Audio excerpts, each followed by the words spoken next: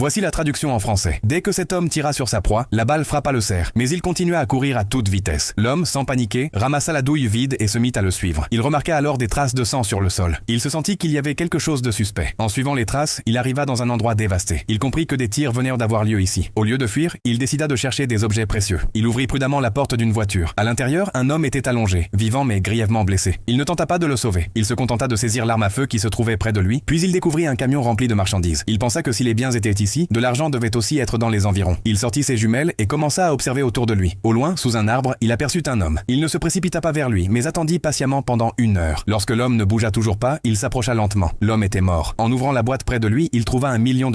Il savait que cet argent allait lui causer des ennuis, mais il n'était pas en mesure de laisser passer une telle somme. Il prit la boîte et s'éloigna de l'endroit. Il arriva dans un motel en bord de route. Il cacha l'argent dans le conduit de ventilation de la chambre numéro 137 et remit tout en place. Puis, délibérément, il s'enregistra dans la chambre voisine, le numéro 138. De l'autre côté, un tueur à gages utilisant le traceur qui était dans la boîte arriva rapidement jusqu'à la chambre 137. Il ôta ses chaussures, se rendit discrètement à la porte et l'ouvrit. Après avoir réglé le problème avec la personne à l'intérieur, il commença à chercher la boîte, mais il ne trouva rien.